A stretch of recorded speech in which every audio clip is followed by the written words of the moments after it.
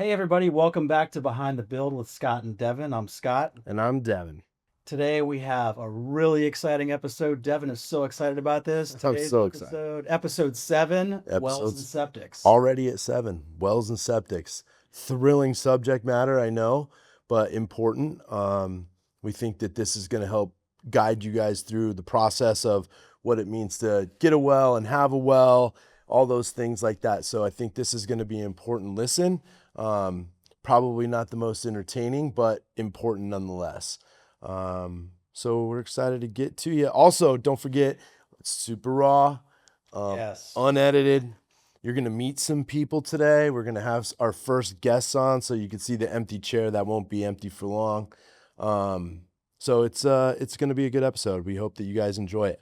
Let's go ahead and kick right into it. So wells and septics. Yeah, so wells and septics, I think, we're going to talk to you guys a little bit about the process, the responsibility behind the well and septic within our construction contract. Then we're going to bring on a couple guests. We've talked to you guys about Deborah. Deborah's actually going to make an appearance today. She is super excited. So excited. And we're going to bring Jevon on from RVA Yeah, as Site well, Services, who is the master expert on septic. So That's we right. got really good content. Could be a little bit of a long episode today. We'll see. We never know. I mean, we literally have not even talked about this. No, this is we're getting good at not knowing what we're doing. Yeah. In the podcast world, I should clarify. We know exactly what we're doing when we build a house. Yes, and Devin and I know absolutely nothing about wells and septics. That's not true. I know a few things. I know that they go in the ground. That's true. So anyway, I think what we could do is let's talk about a little bit of what the customer can expect from a contractual standpoint, and what, when they visit with a new home consultant and they speak about a well and a septic and what that means with allowances and things like that. Why don't you kind of talk us through that process on the contract part? Yeah, we've talked a little bit about it. We talked a little bit about it in the previous episode on customer responsibilities. So well and septic is kind of a unique animal within our contract. It is officially a customer responsibility. Correct. However, Mitchell Homes helps manage and schedule that process. And it's really because, we're building on your land, right? So we're building on your land. So the well and septic, you kind of own those things, even though we're going to take care of the payment up front. The contractors are going to want to get paid before closing. So we take care of that. We also take care of the administration of it, which is where Deborah comes into play. And she'll talk a little bit about that. But so when you sign a contract with us, there's going to be a couple check boxes on the contract for well and septic, assuming you have a well and septic and not public utilities, right? Right. So the well and septic are customer responsibilities. What we're going to do is we're going to actually take care of setting that up for you, right? So we're going to get estimates on both the well and septic.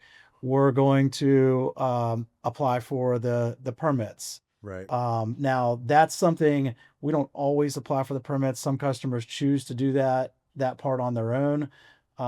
We prefer to do it, but we don't include it in the base price of the house because it's different for every county. Right. So we have vendors who we trust that have a relationship with us. We've talked about it in other podcasts, the way we pay and the trust that we've built over years of working with folks.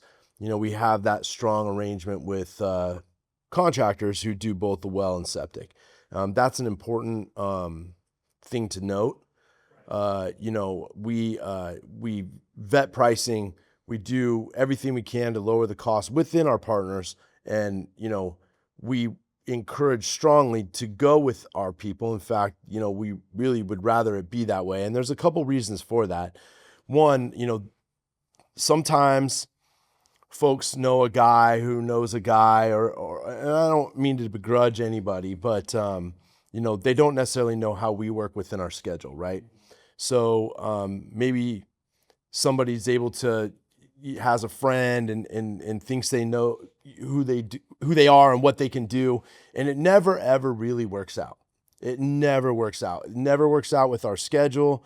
It never works out with, meeting our timelines and really sometimes even budget. They don't know what they're getting into, and the next thing you know, they're asking for more money midstream. So it's important to note that when we get our quote for the well and septic, portion of the work, it's because we've established relationships over a long period of time with people that we can trust, that we can rely on, that will get in and get the work done when we need them to get the work done. Right. As soon as we start venturing outside of that, we really don't have a whole lot of control, and it can end up costing you money in the end. And so that's why we're pretty strict about, we want to use our contractors exclusively. Yeah, we've learned our lesson. I mean, we still go through it sometimes, right? We have situations where customers have taken the well and septic responsibility totally on their own. They want to pay for it. They don't want us involved in it. 9 times out of 10, that does not end well. We're not familiar with the contractor. They're not familiar with our schedule. Like you said, Right. it can delay the closing significantly. We've had significant delays from septic situations. It happens often. And it's not, even with us doing it and with the contractors we know, it's still not 100% guaranteed that we're not going to have Right. a delay. Weather can affect that. I'm sure Jevon can talk more about that when we have him on. Right. Winter time. Yeah, but it's best to use the contractors who we know and who we trust, and who know us.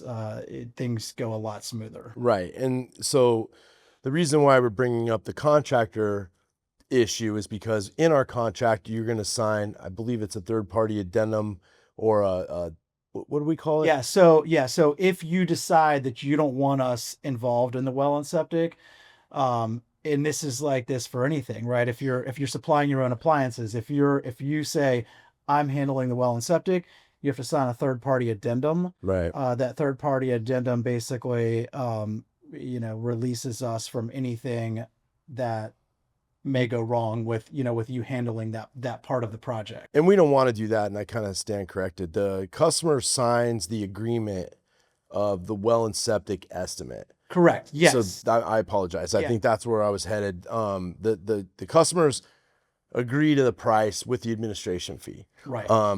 And so sometimes customers will see that price and have sticker shock and not know what they're getting themselves into, and say, oh, I can save $1,000, or I could save $500 and get that outside, which then goes back to the discussion the statement you just made, Right. where, then it would go to a third party addendum. We strongly discourage that. Mm-hmm. If a customer wants to have the opportunity to shop it, we give you 14 days. If you can't get an estimate in 14 days, then we go with our estimate. That's our policy. Yeah. But we really would rather you guys not do that, just because we've run into so many problems throughout both North Carolina and Virginia with this. So this is why we wanted to get on and talk about this portion of it, Yeah, right? and it's think about that. Like, right, you don't like the price of something, so you want to go shop it. Well, we don't do that with our HVAC system. No. So it's kind of the same thing. Although it is a little bit different, because with the well and septic, this is something that you're maintaining on your property afterwards. Right. It's a little challenging. Some of it can be out of our control too, and that's why we have to have them sign the agreement, right? So right, when you talk about a well, again, we don't own your land, and we can talk about some of the reasons why, right? So you drill a well, you're expecting to hit water at 100 feet, and you've blown past 100 feet, and now you're at 200 feet. You've blown past that, and there's no water. Right. And you get what's called a dry well. Right. We can, talk about hydrofracking and trying to do things to save that well. But ultimately, even if we get our pricing for that, we can't control whether water comes up out of the hole. Now, the different jurisdictions and the engineers kind of know where it is, but it's still, not 100%. We don't have that happen. I mean, I think I've had 3 since I've been here, but it can happen. Right. And that's the reason. Or, you have a septic system that needs to be what our guests will talk about is it goes from a traditional to a alternative. And because the soil conditions, maybe it doesn't perk the way they want it to perk.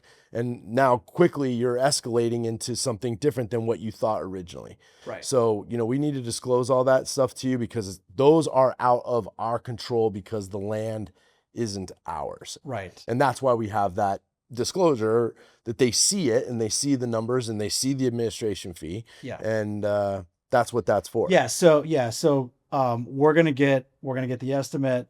We're gonna give you the estimate. You're gonna sign the contract with the actual well and septic contractor. So that will be signed by you, and then we'll administer that. There is an administration fee that we charge, and that it's very minimal. It's roughly about 10% of the total. And the reason we do that is because we have to pay, typically we're paying, 50% up front and then 50% when it's done. And that's money that's coming out of our bank account, that we're losing that interest on. And it's very important that we pay that up front too. Right. Like, we don't want to wait until we're 2 weeks from closing. Right. Because there's a lot of work that goes into getting a well and a septic completed. Yeah. So it's, beyond just getting the tanks in or getting the lines in, we have to do drawdowns and all other jurisdictional criteria that they have for us to get that. And Deborah and Jevon will be able to speak to that a little bit better than I can. But there's also the administration of following up with the contractor, making sure the contractor it gets there in your name, make sure that they're following through on their expectation. There's a lot of work that goes into, especially if we're doing the health permit. Yeah. We're working with AOSCs, we're working with engineers. There's a lot of time involved in getting this endeavor done. You're not picking up the phone, making one phone call to Johnny's Septic and it's all done. That's it. Yeah. And Johnny's not going to want to do the work if he's not getting paid some of it up front. Right. So that's really the biggest challenge that we had in the past, when this was 100% on the customer to get the well and septic in. The contractors didn't want to go out and do the work until right before closing, because they weren't getting paid until closing. The money was coming out of the closing funds. They weren't getting paid till the end. And it was delay after delay after delay. And, they didn't want to do it because they had to buy equipment, they had to buy things, and they didn't have the money from the customer to do it at that point. So it's really a benefit to 100% our customers for us to take that on. We typically like to get the wells and septics done at drywall. I mean, in the best scenario possible, excluding weather delays or any of that stuff, you really want that to get that done at the time of sheetrock. So that could be 6 or 8 weeks before you close. Yeah. Contractors don't want to wait 60, 90 days to get paid. Right. And so we take that upon ourselves, which is why it's in a partnership with the customer and ourselves and our vendor. And it works so much better when we go that route. I can't tell you how much better it is for everybody in the end. Yes. That we go that route. So from just like our contractual standpoint, that's kind of like our stance on that. Yes. Like I said, we take that administration, and I want to make sure everybody understands that. I would say that each well and septic is probably 40 to 60 hours worth of administration time. It's a lot. It's not an hour. It's Well, not. you know what we should do? We should bring Deborah on, because she can probably give us that information. Well, she probably could. I would hope so. I mean, Deborah knows everything. It's kind of what she's supposed to do. So Yeah. Anyway, I think what we'll do is just get ready to introduce our next guest. I don't have a bio. I don't have a drum roll. I don't have any of those fireworks or anything like that. We're gonna just get right into it. So with that, we'll introduce Deborah Lumpkin. All right. So we'd like to introduce you to Deborah Lumpkin. Deborah is our construction administration manager, AKA Mitchell Homes knows it all, right? Knows it all. Yeah. She's been here a long time. 17 years, right? How many 19. years? 19 years. Don't get it wrong, Deven. Deborah's like my sister. Don't get it wrong. It's my second family. So she is in charge of, along with one other person down in North Carolina, she's in charge of helping us get through all this stuff. So we thought it'd be a good opportunity to bring you on and talk a little bit about health permits and what it takes to get a health permit, and then wells and so forth. So we'll just she's nervous. It's her first time in front of camera, so bear with her. So tell us a little bit about health permits. So health permits take a lot of time to get. You have to first start off with a perk test, and it's where in Virginia, North Carolina is different, because North Carolina will allow health departments to do the perk test, but in Virginia, you have to hire a private soil scientist to do the perk test. They will go out, perk the land, and then you need to send them your house location. Then they will complete a package, which is your design. That design will then determine what type of septic system is being installed, how many lines, how deep it is, if it's alternative, if it's conventional. And then you take that design to your local health department, pay the fee for them, and then they will stamp it and give you an approval letter. And that will then be your health permit to install your well and septic. That's for the well and the septic. Yes. How far does the well have to be from the house? 50 feet. All right. And tell us a little bit about the different types of wells. So you have a 3B well and a 3C well. The 3B well is a well that has 50 foot of grout, and a 3C is a well that has about 20 foot of grout. What's grout? Grout is the metal casing that goes into the well to keep it so it does not collapse. Okay. So what happens if, let's say, they think it's going to be 100 feet to hit water and they don't hit water and they keep digging? Tell us a little bit about how that works. Well, So- just clarify really quick. The grout is going to encase the casing itself. So they pump It's very like- non-porous type, well, not porous, very thin aggregate Mhm. concrete. like a down, concrete. yeah, down the sleeve to block off any other water that might come into the hole that could be contaminated. As well as rocks and other Sand. material, sand and rock and other material that can get into the well. Right. So that's what the grout Mhm. is. Yes. So, what was your question? Yeah. So tell us a little bit about how it works if they're out there drilling and they don't hit water when they expect to hit water. So when we get an estimate for a well, we normally get a 300 foot depth because that is a standard depth of a well for a drilled well. If it's a bored well, it's shallower. But with a drilled well, if we go to 300 feet, if they don't hit the water at 300 feet, they will make a phone call and say, hey, we haven't hit water. And they give the option of either drilling deeper to try to get water or to hydrofract. And hydrofracting is putting a machine on the well where they drilled, shaking the ground and trying to break up what is keeping the water from coming into the well. Right. That's right. Yeah. They fracture the land in that, or the hole itself rather, and try to open up those fissures, right? That allow water to percolate through the open fissures in the well. So when we have a standard, so we have a basic standard for 300 feet, right? Yes. Contractor, that's the estimates that they're going to be seeing is based on a 300 foot approximate drilled well, unless it's bored.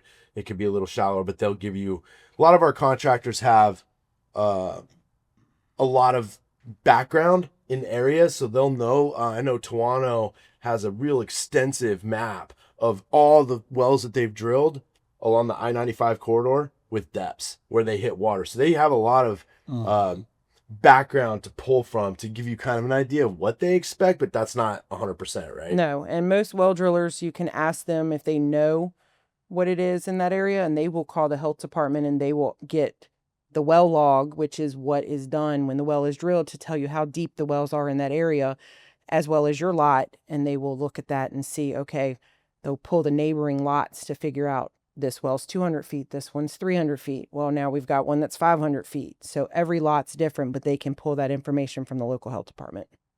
Perfect. Now, does every drilled well produce the same amount of water? No. So that's a bugaboo, right? Yes. So each lot's different and each vein is different. So sometimes you get a well that produces 3 gallons a minute. Sometimes you get a well that produces 50 gallons a minute. It just depends on where it's drilled and how that vein is opened up in the ground and how much water decides to come through. So what's the minimum that we need in order to pass inspection on the well? So that is a question that can be done. The normal amount is 3 gallons per minute. That is the standard health department. But if you have a deep well, and you can have less than 3 gallons a minute as long as you have enough reserve. So the reserve is actually in the well as well as the pressure tank that is under the house. So as long as you have enough reserve to withstand a 3-bedroom or 4-bedroom house, the health departments will approve the well at less than 3 gallons a minute. So if it's less than 3 gallons a minute and there's not enough reserve, then what happens? Then you get a dry well, and you either have to, if it hasn't been hydrofracted, you have to try to hydrofract it, or you will have to get a new well permit and drill a new well. And like I said, I think that's happened to us 3 times since I've been here. It's not the chance isn't zero. No. Now, do they have options to, if it's a low producer, do they have can the customer change the size of a holding tank? Yes, they can change the size of the holding tank if the well is producing enough water to to give enough reserve in the holding tank as well as in the well itself. So as long as what would have to happen is you would have to do what's called a drawdown test, where they will take a pump and draw out all the well water and watch to see how fast that water reproduces, to see if it produces enough to withstand keeping water in the well as well as a bigger holding tank. So there could be some advantage to drilling a deeper well on a low producer to create the volume in the shaft itself, using a bigger holding tank and not having to necessarily drill a new well. And that's all the stuff that you kind of run through with the well contractor to make sure that we're evaluating, risk and reward with the customers, correct? Correct. So, we may let them have an informed decision. They're involved with that. They're going to know kind of at the end of the day, after the drawdown, they're going to know exactly what that well makes. And, over time, wells can change too. Wells can actually start producing a little bit more. They can produce a little less. Maybe when it comes on, it's 50 gallons a minute. And now all of a sudden you're making, 30. But, that can also change with, seasons too. Yes. And with low producing wells, what has happened is as much time as you use it and the water goes down, it's pulling more water in. So whatever's blocking that vein can also break up as the well is being used. So you can have a well that's at 3 gallons a minute and a year later get a drawdown done and you're getting 5 gallons a minute because you've broken up whatever's blocking the vein from bringing the water into the well. Right. So which is why we don't often have like fully dry wells. I think the ones that we had were actually literally dry. Correct. They were like no water. No water. Correct. I think it's like 0 gallons. No opportunity for a fix, and hydrofracking didn't do anything. So how do you work with the customers? Well, we've kind of changed our procedures, but when you talk to the new home sales associates, which we have internally, to be clear, that's a role that we have. How do you help guide the customers through that? What do we talk about? All the different things that could go wrong. We update them on where they are with their well drill, right? Yes. So we will go with the new home sales consultants, and we will send, when at the very beginning, we will send the estimate to them so they can send to the customer for signature and know who we're using. And then throughout the build, if there is an issue with a well or whatnot, we just tell them, hey, the well's being installed. When we schedule it for 6 to 8 weeks out from when we dig the footer, if we get the estimate sooner, it's 3 months from when we do to get the wells installed. And then we will let the new home sales associates let them know, hey, your well's being installed here this time. And then when it's done, and then at the very end of construction, we'll send them the operational permit to show that everything's been submitted and and can show the well log, the septic completion statement, and all that information. What do we do with we call it the OP? What does that mean for folks? So the operational permit, also OP, as we call it, is when the wells and septics are installed, we have to get from the septic installer the septic completion statement. The well driller has to submit a GW2 or well log.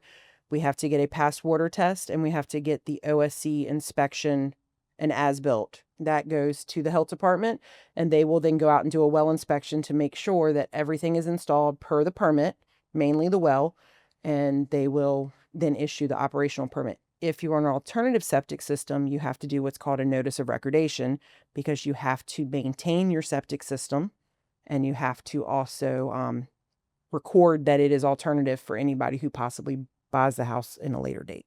So when you say they have to maintain it, they have to have a contract with a maintenance company. Correct. They have to have a yearly maintenance on the septic. Right. That's not on the well, it's on the septic, but that's what does the OP.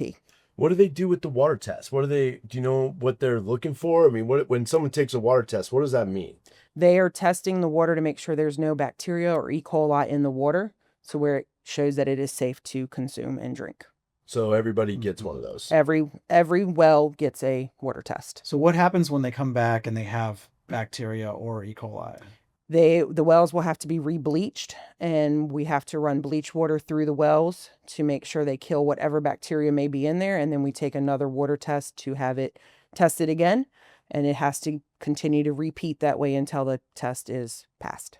Okay. And that can be just a process of flushing that well a few times with Correct. bleach and getting some of the stuff that's down hole that's creating the contamination. Not that the water itself is contaminated, it's the particulates that it's running through up the well that creates that contamination, right? Correct. Cool. Yeah.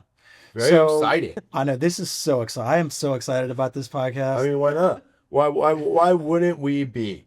This is important stuff. So with the customer, as far as a well goes, let me ask you another question. Is there any particular things that they need to do if when they determine a well location, is it always like in a spot, or is there a range of areas within their site? How does that get determined as far as where they actually drill the well? So the private soil scientist will go out and he has to determine where the lot perks. So that's the first thing that determines where the well is going. And then they have to look at all the neighboring lots around there. They have to check all the distances from every neighboring lot that has a well and septic, because they have to have a distance from every septic system. So Why is that? for a 3B well, they have to have a 50-foot for any contamination from septic, as well as a 3C. And the reason why a 3B and a 3C wells are at the grout is with a 3B, you have the 50-foot, so you have a 50-foot distance. With a 3C, you have a 100-foot distance because you have less grout. And it's from the contaminations from the possible septics if there was ever a septic failure. So they have to check all those distances and make sure, and then they will determine through those distances where they feel will be the best location from a well.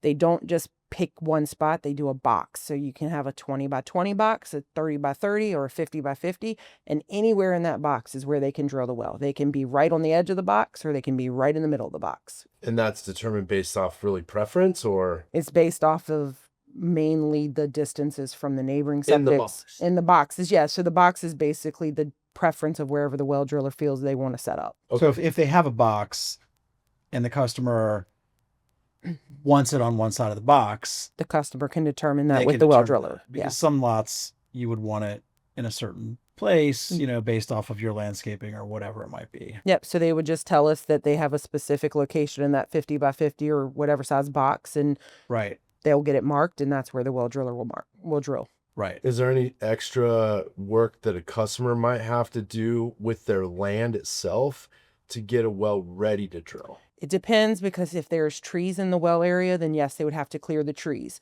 They don't have to clear all the trees, but they would have to clear enough trees for the rig to set up and not fall or flip over. And also, if you are on a lot that is sloped, they would need to make sure that the well rig can stand. Build On the a tracking pad. Well, when the lots that are steep, they would just have to make sure that it's not on the very top of the steepness of the lot. And then on the on a wet lot, sometimes they would have to bring in gravel or bring some type of road back to the well area. Okay. I know sometimes they've had to excavate small flat spots out of there and stabilize the soil so that the rig doesn't flip over. I've seen that quite a few times. And then the clearing is just basically enough to get the rig in Correct. and then out. So when the Yep. customers are thinking about well locations within that box, Yeah. you go out there and you take that into consideration of what the wooded area looks like. So you don't have to also spend more money just to whack a bunch of more trees to get back there. Try to get the most ideal location with the least amount of cost possible, right? Yep. Great. So how about let's talk a little bit about cost. And I know you don't know specifics, but can you tell us on average what our typical well cost, or what the range is for wells? So average well ranges for per foot is $18 to $20 a foot. Okay. So an average 300-foot well, rough with pump and lines and connected to the house, is about $20,000 to $22,000. So we have a $15,000 allowance that we put in standard in our contract. So we haven't talked about that, but our contract comes with, we add a $15,000 allowance for the well, a $15,000 allowance for the septic, and then we get the estimates, Mhm. and then we replace that allowance with the actual estimate, which becomes the contract. Um, are we typically over that 15,000 for the well? It's 50-50, depends on the location. Mm-hmm. So roughly the estimates that I have been seeing lately have been 18 to 20. So yes, we are a little over that allowance, but it's not in every county. And it just depends. I see him with Deborah, so we look at them together oftentimes, and Mm-hmm. it can range. You can get a $10,000 well, or you can get a $40,000 well. And again, we don't know that. It depends on where we're talking about. I mean, the 40 would be the high end of stuff, but it's sloppy and maybe a bored well and stuff. And it also depends on if it's a 3B or a 3C with the grout, because the grout is what also ups that price too. Right. Right. So we try to keep the allowances as generous as we can, and we, the new home sales consultants are, going to talk to you about what the risks are of going over. Right. Yeah. It's crazy. I mean, Deborah, you've been here for 19 years. I've been here for a long time. It seems like it was just a few years ago. The average was $6,500. That was the average price. So we're talking like 5 years ago. Yes. That is changed. It's honestly changed since COVID. When COVID hit, those well prices went up, and everything's gone up. Everything's up. We'll ask Jevon when he comes on why they've gone up so much. Yeah, we can't answer that one. Yeah. What else can you help us out with? Is there anything you'd want to tell the family, the Mitchell Homes family, as Scott calls them, the homies, the Mitchell homies? You didn't say that. You didn't say that I didn't today. say it. I know. Slipping. We got thrown in here. I was slipping because we had guests, and that's ridiculous. I know. That is ridiculous. He's usually in my north. I mean, the main thing that really needs to also be You're said. wearing cowboy boots. Today. You like them? Gang? Homies? Yeah, I am. I'm wearing cowboy boots, and I'm not a cowboy. Imagine that. So anyway, sorry we interrupted you. No, you're fine. I'm looking through this microphone rod trying to figure him out, and he's making fun of my boots, so we took away from you. No, you're fine. I mean, the main thing is house location is very important for wells and septics. House locations have to be determined, and they cannot move. So just that is a very important thing with wells and septics, is make sure that you know where you want your house location. We'll talk a little bit about that, because I know it's challenging for you when the house locations are changed. So kind of give us a little bit of background on that and why it's so important. So as I said with the health permits earlier, when you do your perk test and then you do your house location, that is what is designed for your well and septic. If your house moves, you could move it too close to the septic, too close to the well, and then we have to move the house on the site plan, as well as redo all of the paperwork again with the health department. So that house cannot move 2 feet, because the health departments will make you redo everything to make sure all the measurements are correct when they go out and do their inspection. If they go out at the very end of construction and see that house moved from what was approved, they will stop everything and make you redo all the paperwork before you get an operational permit. Are there costs involved in that? Yes, the cost is getting your private soil scientist to redesign the package, and then a new health department fee with the county. I think the other thing to keep in mind too is, if you can imagine, especially on smaller lots, if you tied a rope from the drain field to the house, those have to move together.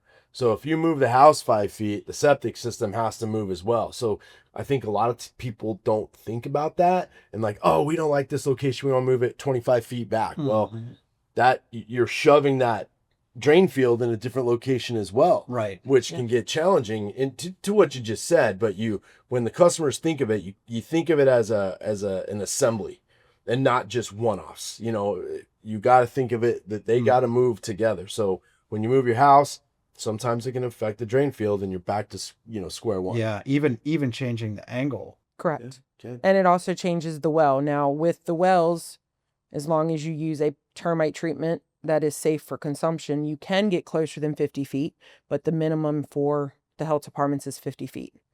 But you can get closer if you use what's called bore care, which is what we do use on all of our houses. So we can get the wells closer. So it's more for the septic than it is for the well, but the house location is very important to not move after you get your health permit. Awesome. Yeah, this is your last chance. Anything else you want to? Nope, I'm good. No advice. Ready to run away. No, I'm good. You run away. You've been great. Yeah. I'm trying. She did great. She did great. And I, hope you guys got a lot of good information from Deborah. She's a wealth of information for us, and we love her to death. So we appreciate you being here. Thank you very much for taking a leap of faith and putting your face out there into the world for now your entire family to watch and say, look what I did. Look what I did. Mommy's famous. I think Deborah was she was probably the most requested guest. So you're our first guest. So Yippee. yeah, and you did great. We'll have you back again. Okay. Maybe I won't be so nervous All right, next so time. after Deborah, we're going to invite a very special guest as well. He is the owner of RVA Site Services. His name is Jevon, and I'm not going to try to say the last name. So we'll introduce him. We'll let him say his last name, and so I don't butcher it, and we'll go from there. Hey, Jevon. Hey, Nice how's it to going? have you. I butchered. Yeah. I didn't even try your last name. Why don't you Yeah. tell the group what your last name actually is? It's Lukauer. So my name is Jevon Lukauer. So yeah, it's I won't. my whole life. Yeah. So I won't forget that. Yeah. I don't think I won't forget that. But Jevon is a trusted trade partner with us. How long have you been working with us now? 4 or 5 years now, something like that. It's been a little while. Yeah. Yeah. And Jevon is our most, well, I don't want to disparage anybody else out there, right? I don't, but Jevon is the guy we go to often to get information. He helps us out a tremendous amount. So what we did is we thought we'd bring him on in addition to, well, as well as the septics, right? But he's the septic expert. And what we want to do today is we want to talk, did I say today? I mean, just like it was a new podcast. We just keep rolling. But we're going to go into design. Sure. Schematics. So why don't you give us a little bit of overview about you and your company and what you do and the services that you perform and how Sure. you help Mitchell Homes. So playing off of your previous guest, so we work hand in hand with Deborah. Your Deborah is very helpful, and with my office manager, her name's Megan. So a lot of the packet that she's talking about ends up coming to us in order for us to work on pricing. But what we do at RVA Site Services, our primary focus is everything related to septic systems, from install, repair, maintenance, pumping, inspections. We do real estate inspection transactions, all kinds. Somebody has a bad pump that happens, somebody has an emergency. We handle all of that kind of stuff. So we also do some, clearing and grading, stuff like that too, just because we have all the equipment to do that kind of stuff. But probably close to 90% of our business is definitely focused towards septic installation, repair, maintenance, anything other than design work is what we do right now.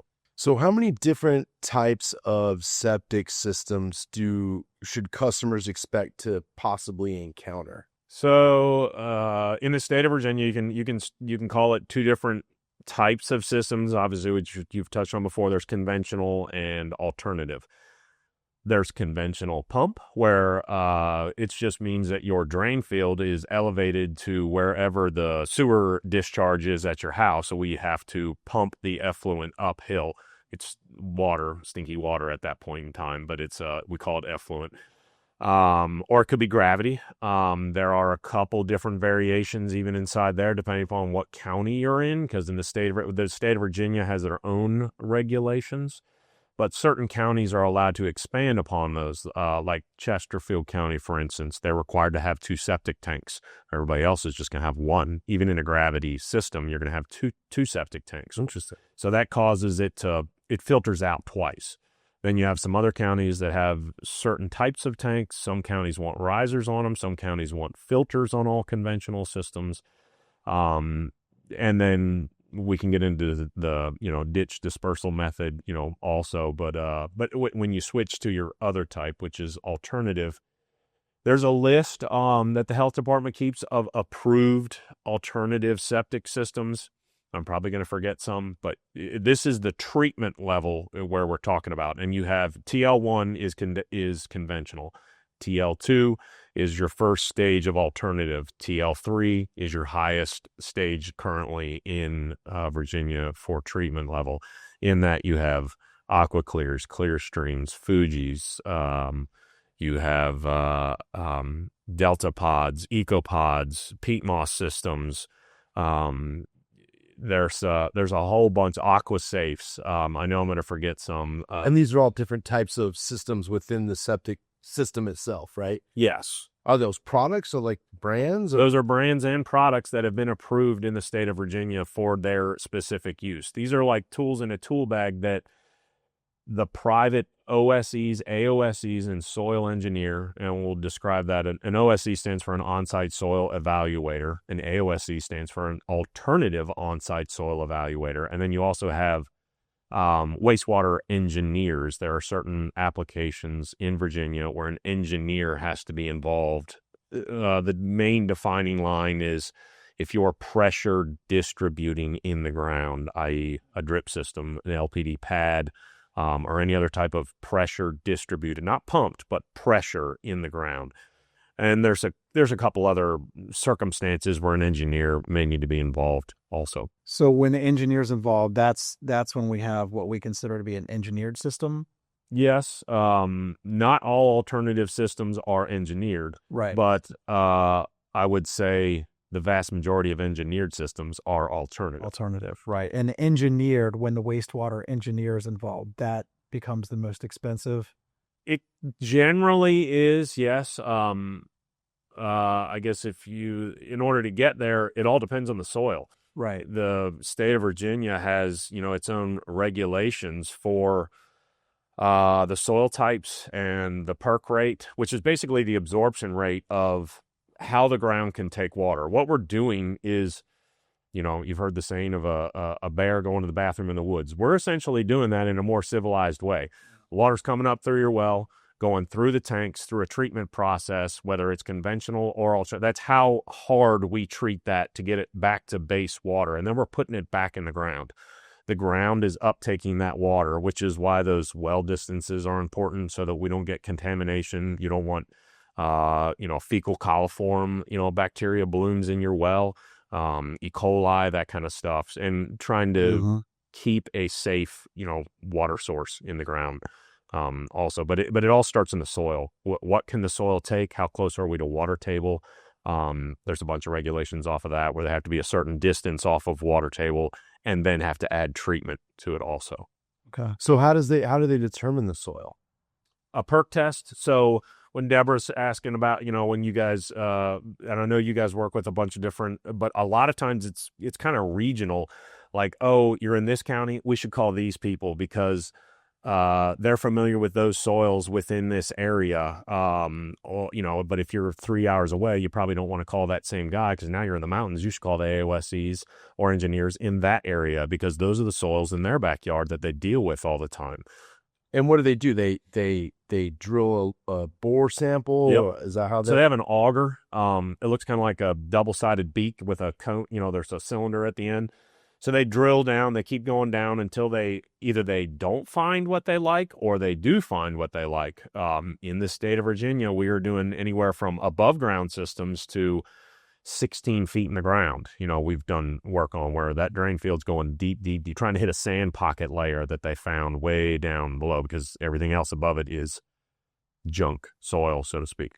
It doesn't perk. Right. Doesn't perk, won't take water. So they don't want to get below that, Right. or they have to build above it. Right. Or worst case scenario, you get a direct discharge because say you hit a hard pan or you hit bedrock. You have nothing but terrible soil and then bedrock. There's nothing in the world's going to make that work.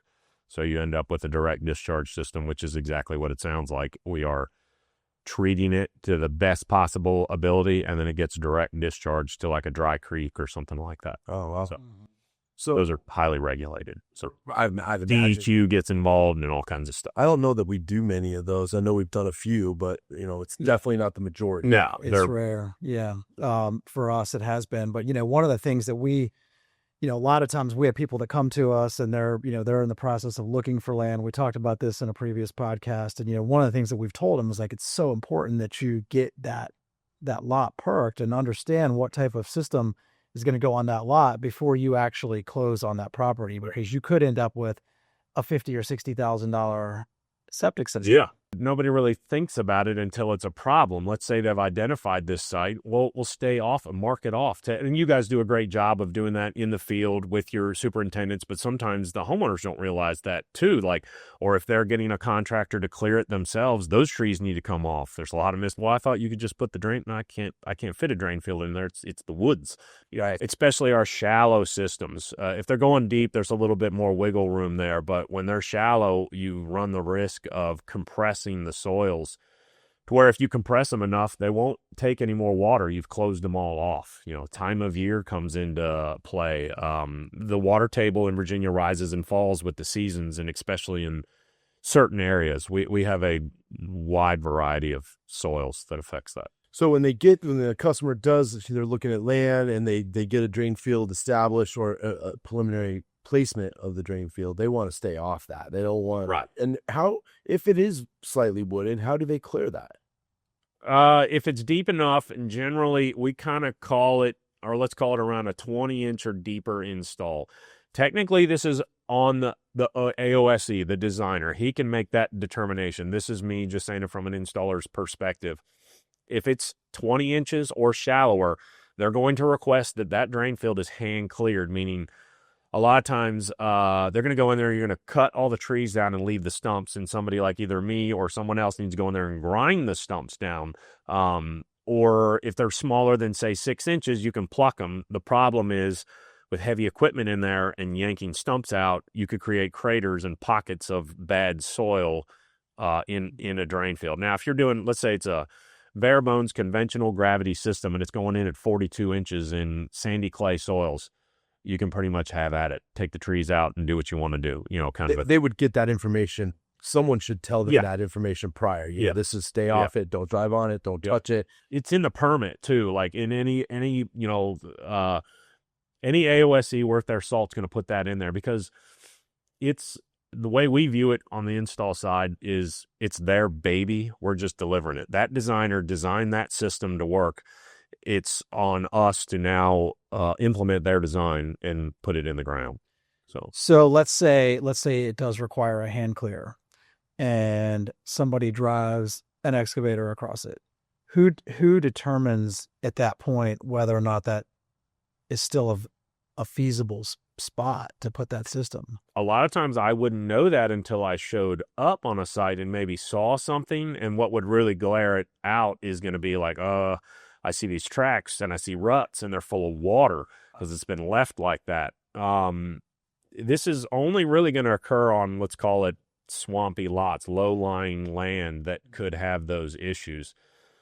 Again, I'm not a designer, but I know that they take into great consideration where they're putting a drain field. Sometimes, like when you guys were talking about moving houses, moving wells, everybody wants their perfect setup and wants their house as in their mind's eye of how it's going to look. But a lot of times that AOSE has selected that particular landscape's position because it's the best soil for your drain field. That's the best shot for your primary. They also have a reserve to put it in over there. So just moving the drain fields willy-nilly, you're like, well, let's just move it over there. No, that's where it's permitted to go in, and that's where it has to go in within reason. I'm allowed to move things a little bit in order to stay on contour, to installed for best practices and all of those things. So they you just said something that perked my interest. So you have primary, you got that? It's funny, right?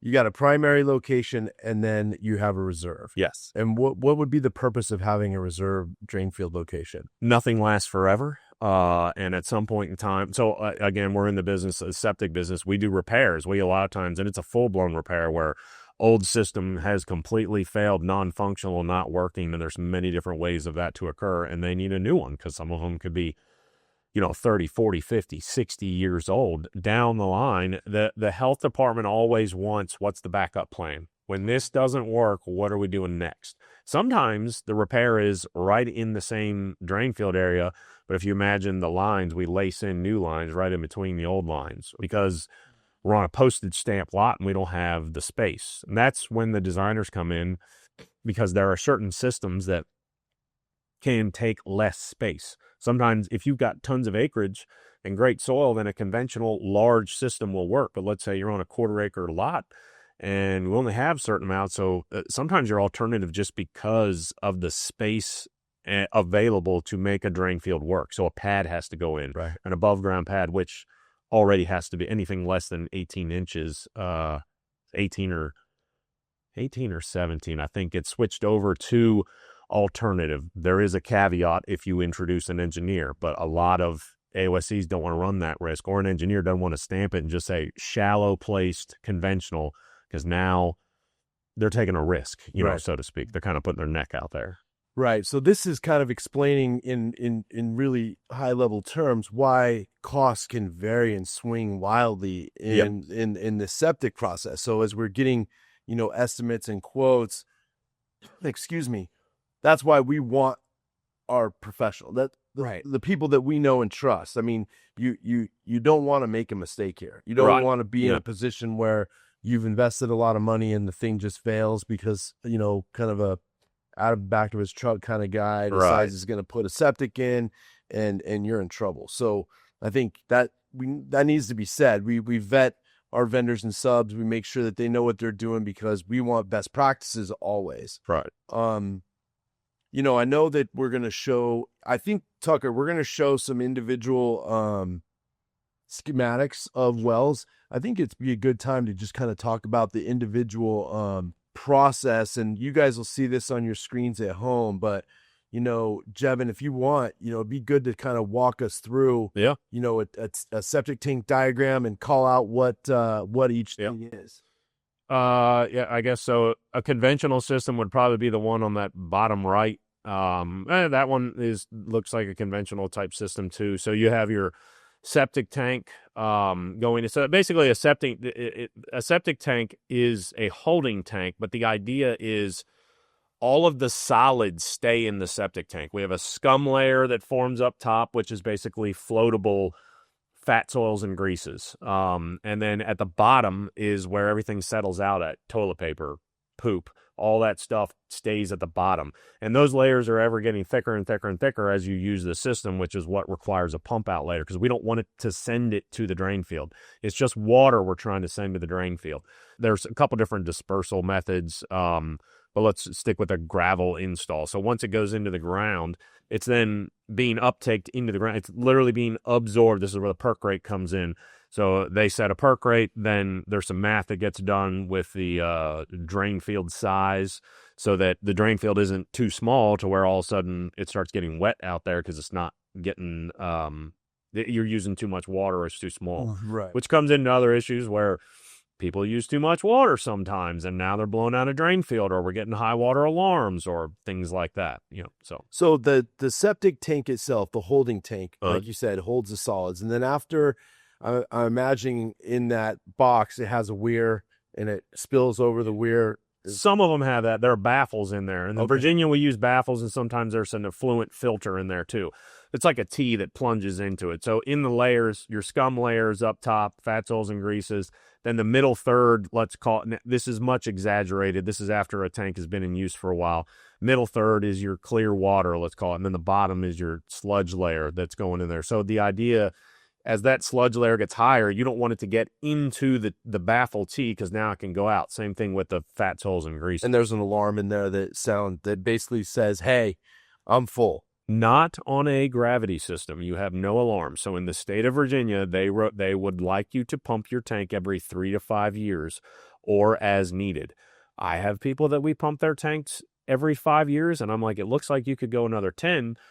This is going to sound bad, but like, you are clean people for whatever reason. Like, this tank looks wonderful. And then I have people that I go there once a year, and I'm like, what are you doing in this thing? Because it's just full. And it either has to do with the amount of people, the amount of toilet paper they use, what they put down the drain. What you put down the drain matters. And I tell my soapbox speeches, you keep it to, this can be bathroom, pee, poop, water, and toilet paper. You keep it to that, the system works well. No flushable wipes, no foods, no greases. We're not cooking bacon and hamburgers and dumping the grease down there. You'll kill a system real fast. It's bad for bacteria.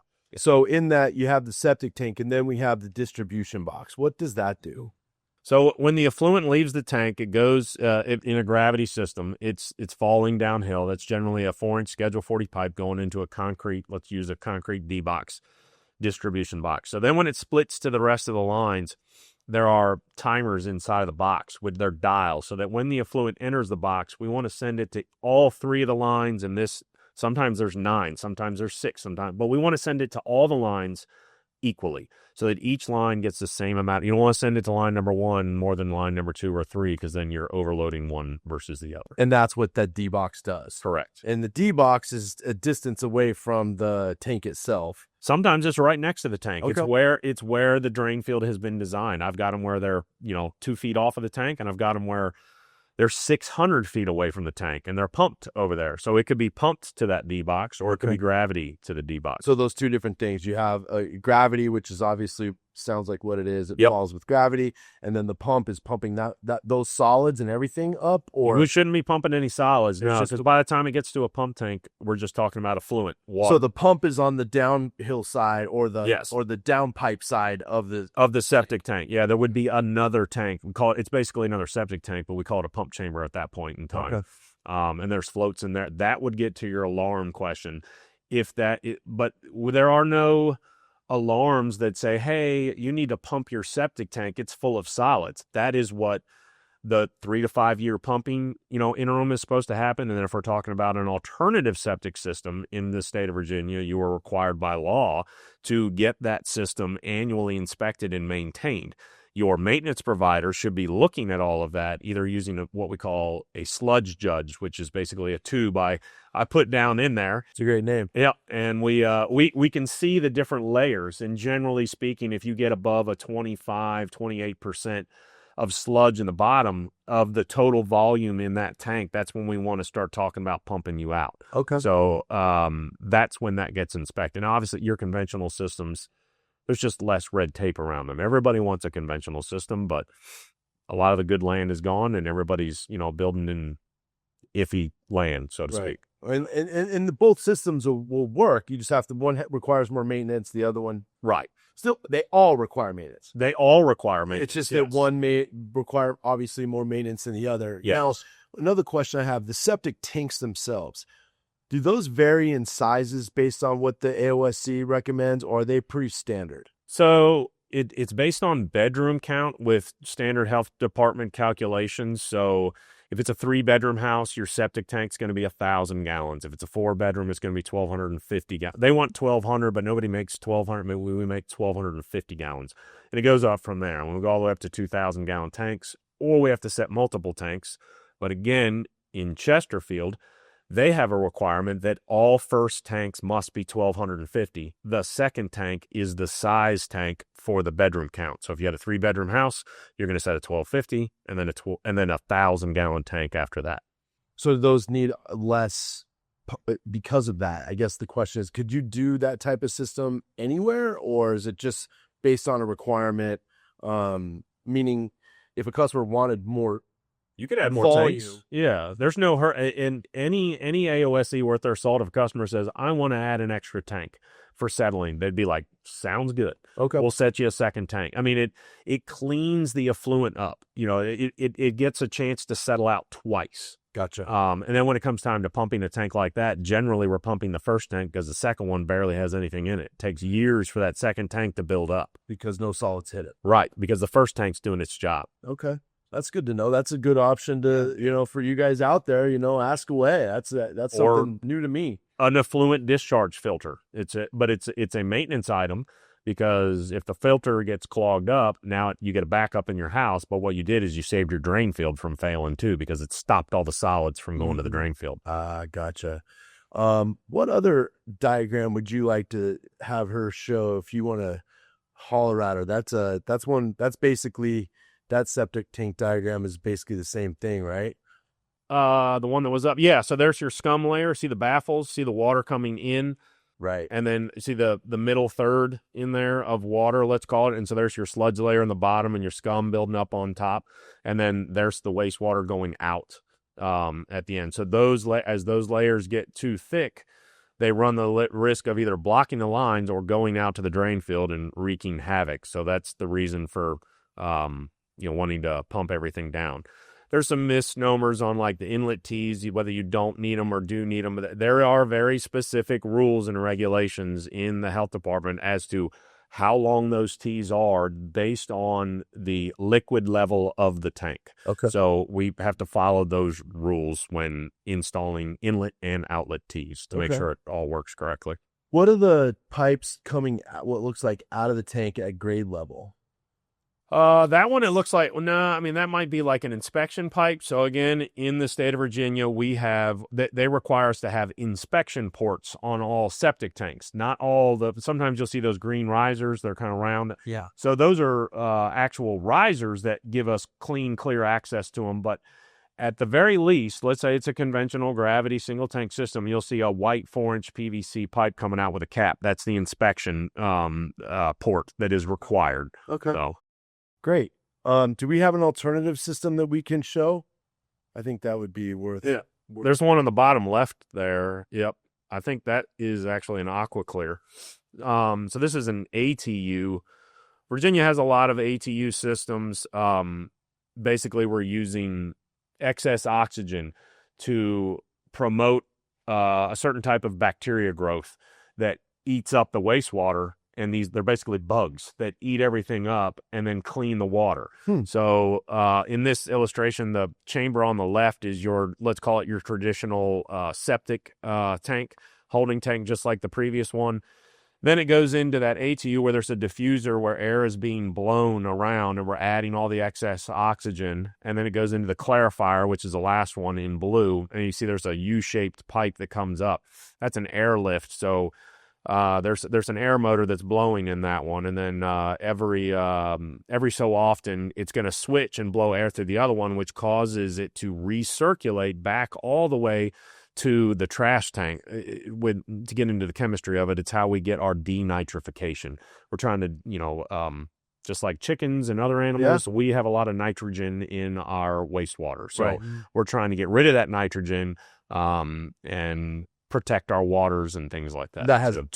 Because that has a cleaner discharge ultimately. Yes, which ultimately is decided by the type of soil that you are being asked to install a drain field in. Right. So just by looking at the diagram alone, you can see the different, types of systems and why one would cost more than the other just by looking at the two diagrams. I know we get a lot of questions about alternative systems and what does that even mean? We say the word a lot, right? Yeah. And you've explained very clearly that can mean a wide range of things. Right. But what it means is it's a different type of system that can't be done with a traditional, and that some type of system like this is going to be involved. Yeah, and it's up to the AOSE sometimes, and I will, there are sometimes I am allowed a little bit of berth to change it. Like, I don't know if you have any of the Clearstream ones on there, or maybe even a Fuji diagram or something like that. There are situations where a designer did a design years ago, and then there's a new one out or a different one, or say it's a difficult location to get into. And I'm like, hey, I can't get that tank to that spot. Can I switch it to this type of system? And they're okay with doing that. I have to ask that question again, or maybe there's a cost savings, or maybe there's something different, or depending on the dispersal method, there might be one that does a better job versus the other, type of thing. Mm-hmm. So sure. What was Tucker, what was the video that you had pulled up? Was that something that we could show? And that's Alcat Precast. They're located down in Matthews County, so they are a. Go ahead and play it.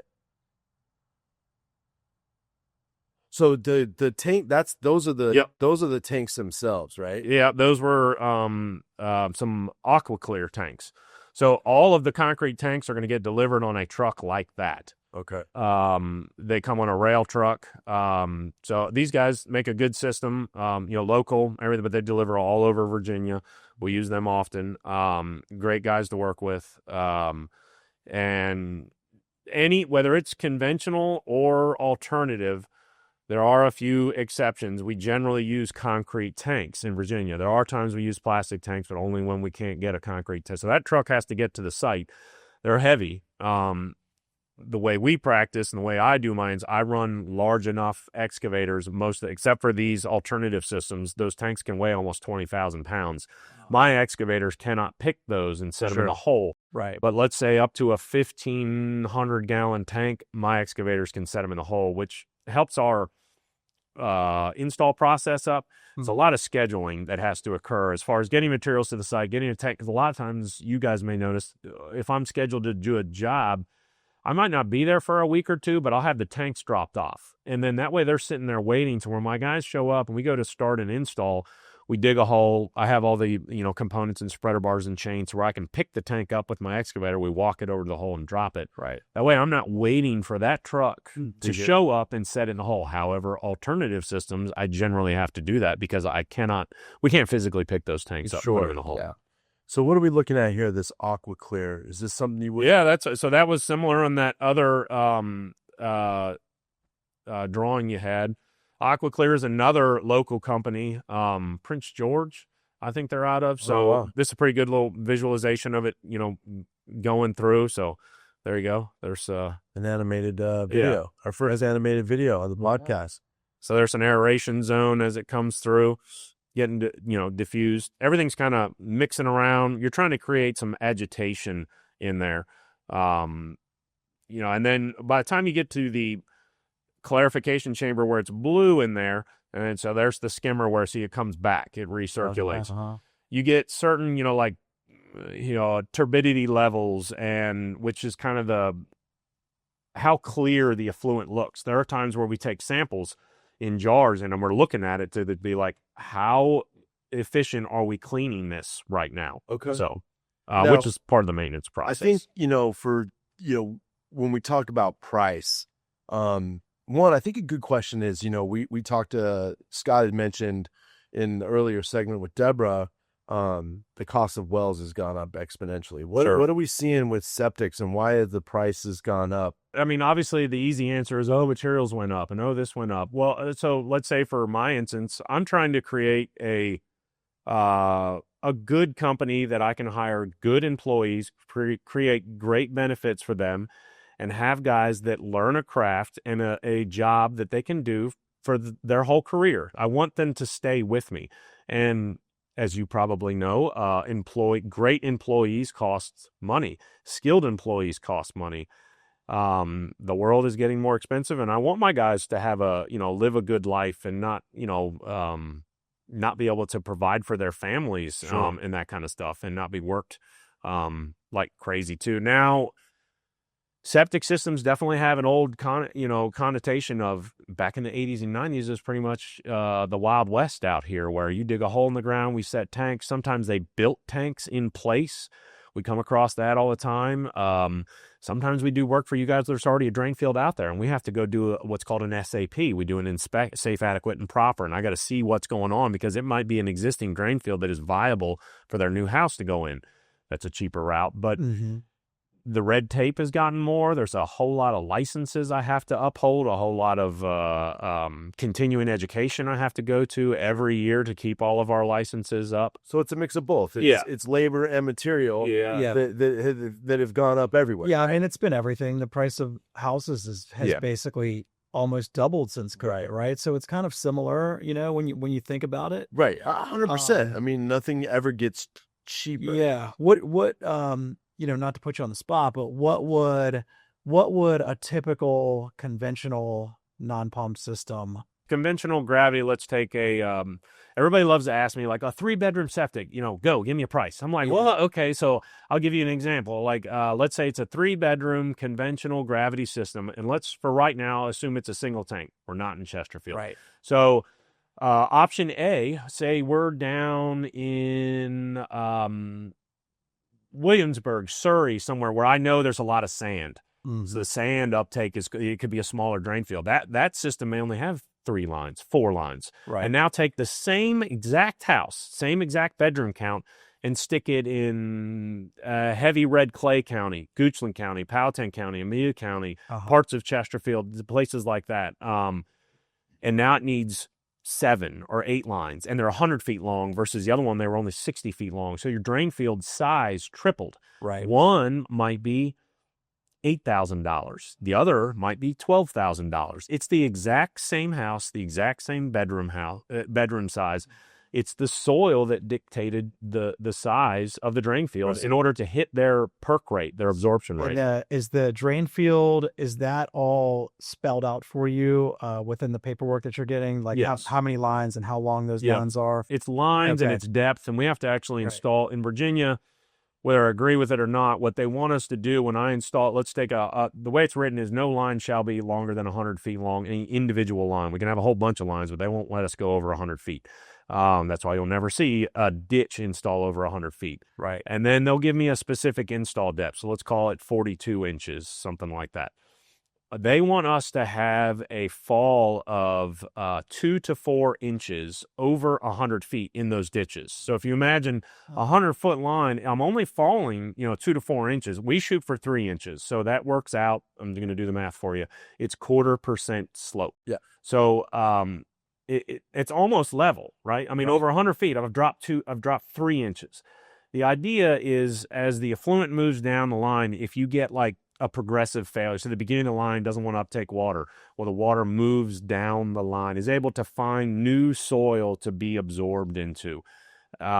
We employ a bunch of technology to do that. Obviously, we have lasers that spin around and are shooting, but everybody's probably seen a guy standing there with a grade stick and it's going beep, beep, beep, beep, all that kind of stuff. So all of our excavators, and this also comes into the cost. I spend a lot of money on technology on our excavators. My guys are watching a screen, and some of our excavators actually have full autos in them. And it has what's called a laser catcher on the side of the boom. So it actually, every time that machine, the laser doesn't move, but let's say you track the machine and it changed elevation a foot. And you were locked in on a target with a slope, well, you rescan the laser, it does the math in an instant, and now puts you right back on grade. So as we keep digging, so all the guy's doing is, cool. So the machine turned into a grade stick. So I don't have to have a guy standing there, Right. literally holding a stick going little high, little low, little high, little low, little high, kind of a thing. That's great. That is nice. Yeah. We use that for all aspects of a septic system. I can use it to dig, and I can enter slope in it to where I'm digging a sewer line, different slopes for a sewer line, and then bam, we're at a tank. All right, now I can go, I know I hit the end of my sewer line. I want to go negative 54 inches to the bottom of the tank. Now we go down, I dig it 2 buckets wide, which is, 6 feet wide, just a 5-foot tank, 9 feet long. And then when my tank's ready, I set it in the hole. It makes a safety factor too, because if I'm going deep, I don't have to put a guy down in a hole to check it. That machine can check the hole and see what's what. Technology's gone up. Labor's gone up, materials have gone up, and again, we use, as you have all heard here, I mean, this is indicative of all the contractors that we use. They're all very skilled. Jevon's very, very good at what he does. We try to make the process as painless as possible, but septics are an important part of your build. I mean, kitchen cabinets, the faucets, the tile, the extra bonus room, whatever, those are important. Right. I don't want to take away from that. But the septic system is like, I think there are, and this is getting into demographic. I think people are moving to rural areas right now. I mean, your business, correct me if I'm wrong, it's installed on your land, which generally speaking, we do some sewer hookups for you guys every now and then, but I don't know, you probably know the numbers better. Like, are you like, what's the majority versus sewer versus septic? It's got to be the majority septic. 90%, if not more. I mean, in North Carolina, it's a little different. North Carolina, and just for those of you that are listening that watching, are we talking heavy Virginia? Yeah. This stuff all applies the same. There's a little bit different process for the engineer, as Deborah alluded to. A lot of the jurisdictions will take that in control, but as far as the install, the product, it's very, very similar. We do get a lot more sewer water or city sewer there, or city water in North Carolina, right? But still majority heavy majority septic. North Carolina is very similar. In Maryland, it's a little bit different. I know we're only allowed to perk You can only actually park a few months out of the year. Oh, really? In Yeah. Maryland. I forget Probably exactly, in the but summertime, it's, I imagine. yeah, it's literally, I think 2 or 3 months. it's And if you don't park within that time, you have to wait. Years ago, I was a part of a perk test in Maryland. They used to do that. They do I don't know if they still do it this way. They dig pits with a backhoe and they put nails in a 2x4 and they put it in there. And then they fill the hole with water and they start a stopwatch and they literally count, and the nails are spread apart a certain amount. And that's how they get their perk rate as to Oh, wow. how long does it take to fall to each nail, kind of a thing. Interesting. But yeah, I don't know if they do that Yeah. or not. But I think what we're trying to illustrate in this podcast, and I know it's a lot of, this is a lot of information. Yeah. This is a lot of stuff that you at home, those of you that want to geek out on this stuff like we kind of do, you'll appreciate it. But by and large, there's multiple different types of septics, and it's all going. The moral of the story is it's all going to be predicated upon the type of ground you have. Right. And if you don't, we talked about it in lot preparation, purchasing land 101. Right. If you don't have that information when you're looking to buy land, it's a mistake.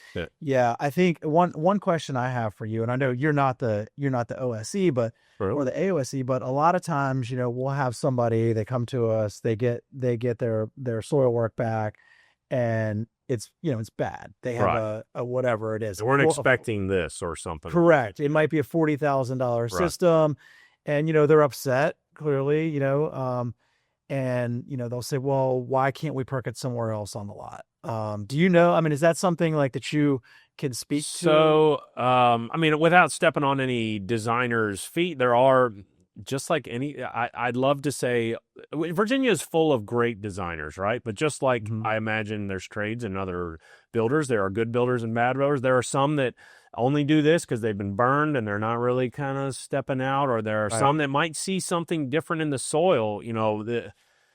The soil science is not an exact science. It's not, 1 + 1 = 2 every time. It does equal 2, but sometimes it doesn't work, kind of a thing too. So, yeah. So sometimes, just like a doctor, like a second opinion might help. Yeah. Let's look at somebody else. Let's see if another AOSE or another designer or another installer other than me, maybe they have a better look at it than I do. Also sometimes I see potential issues because I've had issues before, oh, it was difficult to get a truck here. I sunk a machine here. I can't get up this hill. Can't get the stone close enough to the site. Right. And somebody else didn't see that or didn't bother them, so to speak. Yeah, that's a good point. I think, sometimes if the site is large enough and if there are other areas where they can potentially look, a second opinion may not be a bad idea. Encourage your owners, when an OSE is on site doing a perk, go with them. Right. Meet with them out there. Yeah. Because you could ask those questions. They'll answer a lot of stuff. Most of them are very happy to be there with the homeowner, because a lot of times they're walking through the woods going like, am I on your property? Okay, where is it? Oh, okay, you do have it marked, that kind of stuff too. Yeah. So helping them give a visual of what they want to do with their property and what can be designed also. There's a lot of different situations. We've been in crazy situations where somebody's gotten an easement to put a drain field on the neighbor's property. Mm-hmm. So because their land perks and theirs doesn't, or a lot of times it's a family property. Yeah, right. And so they did that because they're obviously more willing to help their own family member out. We've seen that a few times. Oh, where sure. They'll put it on the family's property. One other thing, kind of related to that. So with the AOSEs, are they, from your experience, let's say they choose an aqua clear system, and an aqua clear system costs X. Right. Are there alternative systems, like alternative brands that are, that could potentially be lower in price? Are the AOSEs, are they typically recommending certain brands because they're familiar with those brands? Like how does that? Yes. And all right. So remember, an AOSE also wants that system to work well and doesn't want phone calls of problems happening.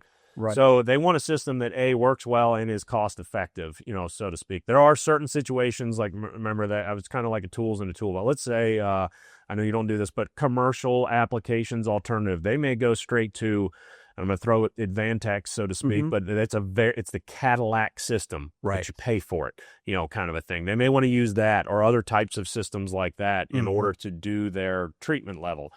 And AquaClear is a good one. AquaClear, a Clearstream, a Fuji. We service all of those ourselves. We offer those services. Two of those actually come with 2 years of maintenance with them. Okay. Are they about the same price point though? And They're really close. so Yeah. it's So perfect. those are all brand about perfect. the same. We've run into, I can remember in the past where we had to install a Vantech. I forget if it was the county or where it was, but it was a crazy expensive system. Yeah, I mean, the last time I priced one, I think just the unit itself was $18,000, and that's just it showing up, getting dropped off, out there. Right. I got to put it all together, and then we got tanks and a drain field and everything else to do, and what the dispersal method is. So I have one question. So we get, we get a fair amount of folks who, and you touched on it just a little bit earlier.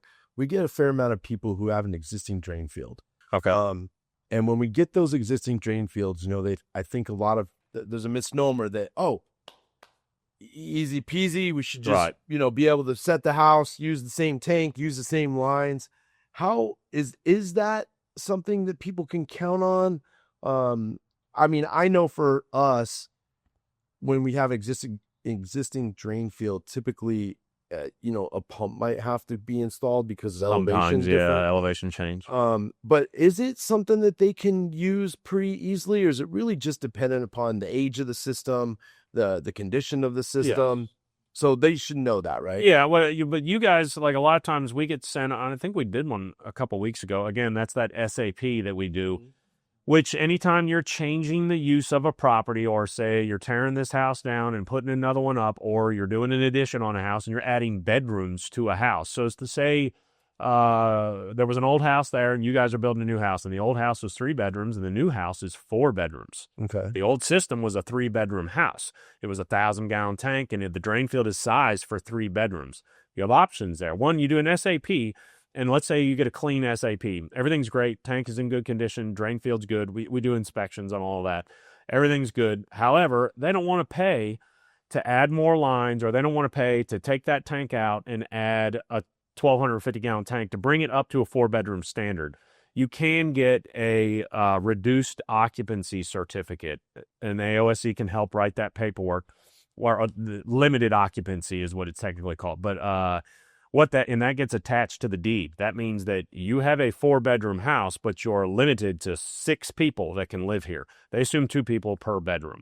So they don't care how many bathrooms you have. You could have 100 bathrooms. Right. It's how many bedrooms are in a house is what the health department cares about. Yeah. The occupancy would be what they're looking at through that. Right. So your SAP would, and generally that's pretty early on in your guys' stage. Yeah. I'm doing an SAP while you guys are doing all your land and due diligence stuff, and then that house might not come out of the ground for another couple months, 3 months, something like that, once permits are issued, things like that. I know we just get the question asked a lot. We have an existing drain field, and then, they're surprised when there's, maybe the safe, adequate, and proper didn't come back as positively as they expected it would. Right. And now, where they thought they had really no monetary interest there, there's all of a sudden a cost. Right. I think it's worth mentioning that, just because you have a existing drain field doesn't necessarily mean that all is well.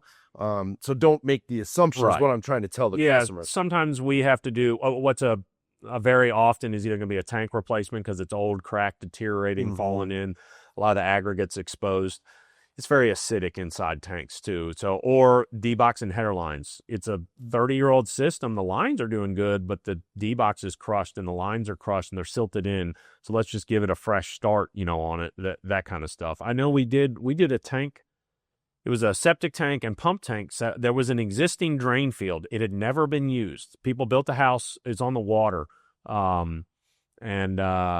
remember the job, but all we did is we went out there and set 2 new tanks and hooked up a drain field that had never been hooked up before. Like somebody previously had, purchased it, many years ago, had installed a drain field, but never actually finished it out and everything. And the AOSC caught it. He pulled the health department records when he was requested to go do the perk test. He looked at the design and was like, there's a drain field already here. Sure enough, he found it. They saved some money because the AOSC discovered an existing drain field and all we had to do was set tanks. Yeah, that's good news. Yeah. We get good news sometimes. That's rare. Yeah, well, this has been enlightening for sure. Is there anything else you want to impart to our potential customers that you feel is an important aspect of the septic systems that we haven't already touched on? I would think, like after they're moved in, all of that kind of stuff, there's things that happen. I know you guys deal with this with your customers. I think you have some verbiage in there sometimes. We're digging in the ground, sometimes very, very deep. And obviously the earlier, as you touched on earlier, we can get to this job like in sheetrock. Sometimes weather affects us when I can get there. Sometimes their schedules affect us, but it settles. A lot of settling can occur, especially around tanks, because you got to imagine I'm digging 6, 7, 8 feet in the ground, and a lot of people think that the tank has shifted or moved. The tanks don't move. They're sitting on solid virgin soil. What happens is we have to put all this soil back on. Day one, it looks really good when we're done, but then you let it rain on it and a month go by, and that soil starts to compress all around the tanks, and it is unsightly. That the idea is we get the system installed in enough time in advance that all the settling is done by the time you guys do your fine grade. They put all the dirt back, with the extra soils that are on site and everything. And now it is compressed naturally. It's important that we don't compact soils, even around the tanks, because you run the risk of fracturing a tank. If I sit there and pound all around those tanks, it needs to compress naturally, especially the drain field. You don't want to compress that. But it will, like say it's a deeper install, you got all those lines, it looks great on day one, but then all of a sudden, boom, it's sunk and you can see every single line out there. That's great. It's supposed to do that. And there's enough soil on site that we leave. It just has to get kind of massaged all back out for positive drainage. Now, we do cover, like, let's say it's settled and it broke a pipe. It does happen. Like, you got to imagine there's hundreds of pounds of soil and we have pipes running through and hopefully sitting on more virgin soil. But sometimes everybody makes a mistake and something happens and it settles and it snaps a pipe, whether it's an airline, a discharge, we're going to know it right away. But we will fix that. It's obviously covered with us taking care of that. It's just this settling is excluded, especially for new homes, and it's across the board for new home builds. Now, in our repair department, let's call it, I give the customer an option like, hey, here's a regrade option 3-6 months down the line. You call me, I'll come back and regrade it. That's only for repairs. But in new homes, you guys are always doing a fine grade, right? So that's when it gets taken care of. Yeah. That's important to know. Yeah, that's a good point because we do hear that all the time. Why did you compact around the tank? And, Right. I've said it to me in the face. We're not going to compact around the tank for what you said. I'm not going to risk breaking the tank for compaction. It just isn't worth it, Yes. But anything else you'd like to kick around? I suppose if you're talking about, because we do a fair bit of alternative systems, maintenance is key. A lot of times somebody's going to have a problem and say it's even a year or two later, and they call the original designer, AOSE, or whoever designed it. One of the first questions they're going to ask them, or even the treatment provider or somebody they're going to ask, who is doing your maintenance? Give me the maintenance logs. And if the answer is no, sometimes it can be a problem because technically under Virginia law, you are required to maintain that system. The end user, in the eyes of the law in Virginia, they are the user operator of that system. We don't get to take showers and use their toilets. Right. They use it, so they're the ones who are technically dirtying it up, so they're responsible. Yes. So it's like a car, you change the oil in your car, you change the brakes on your car, you put tires on it. When things break, they don't get better as you drive it. But it's the same thing really on any septic system, but especially alternative.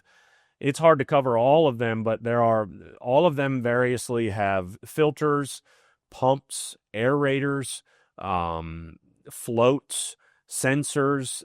There's a lot of different things in play that clean. It's basically a mini wastewater treatment plant. Right.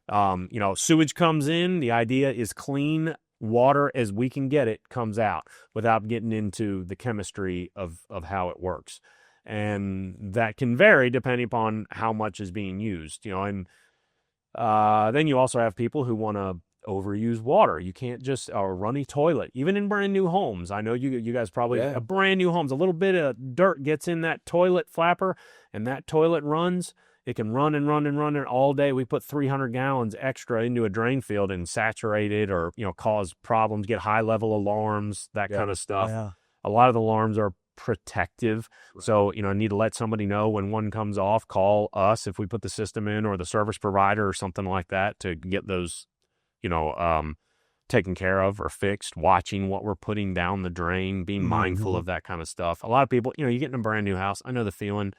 I just want to take showers for hours, and we're going to take baths for hours. But, as Deborah and you guys talked about, we only have a certain amount of water supply sometimes. We also only have a certain amount of water by the permit that you can put in the ground per day.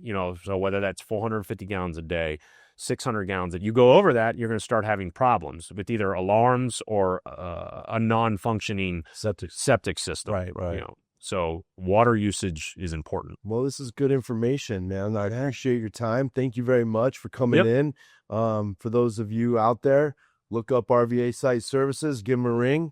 They're the best. So I appreciate it. Yeah, thank you, Jevon. We appreciate it. Thank you. Yeah, we should do this again. We'll do other subjects on it, or get deeper. I don't know. Let's go deeper on septics, right? Yeah, I don't know. It's what I do, so it's you're fun. passionate about it. So I think that that's shown through. So we appreciate it, man. Yeah. Thank you very much for all you do. Yeah, thank you. Appreciate you. Thank you. Thank you. So we really appreciate Jevon and RVA Site Services and Deborah for coming in. It's been our first guest opportunity. So we hope we pulled it off without too much disruption. But all the stuff that we talked about today is very, very important to each of you as you're going down this path of purchasing a home and having land. And this is one of those things that I think we oftentimes think about in aspects of cabinets and all the pretty things. But this is an important subject to learn about. And I hope that you guys were able to gain some knowledge. Hopefully didn't get too long-winded and you guys enjoyed it. Yeah, I think this is our longest one by far. It's funny. I wasn't really looking forward to this. I didn't really want to talk about poop, right? Like, I mean, who does? Well, my kids. I mean, I don't think I've ever listened to so much talk about sewage, but it was great. Jevon was great. Deborah was great. And we've been talking about well and septic since our first episode. Right. So it was good to kind of tie it all in and really talk about the importance of it and get a better understanding. I think I learned more today than I have in 25 years, doing this about septic systems specifically. So important stuff. So good stuff. And, we appreciate you guys joining us. We hope it was helpful. Make sure to, leave us some comments, ask questions. We really want to know, what you guys think. We want to know what you guys want to hear about next. So like us, follow us, and leave comments, and we'll see you next time. See you next time.